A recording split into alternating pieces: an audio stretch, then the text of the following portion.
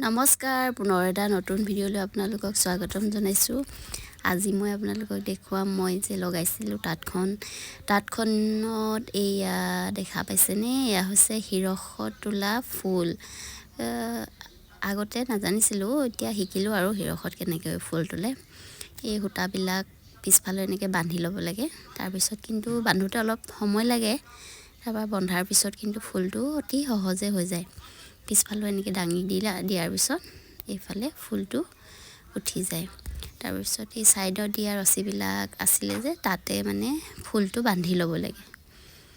এনেদৰে বান্ধিলে সোনকালে হয় আৰু ফুলবিলাক। এখন চাদৰ ওলালে, এতিয়া এয়া বৈ আছোঁ মেখেলাখন। মেখেলাৰ এটা ছাইড হ'ল আৰু এটা ছাইড এই ফুল উঠাই আছোঁ। আপোনালোকক যদি লাগে শিৰখত কেনেকৈ ফুল তোলে মই দেখুৱাবলৈ চেষ্টা কৰিম। যদি লাগে কমেণ্ট কৰি জনাব। ধন্যবাদ।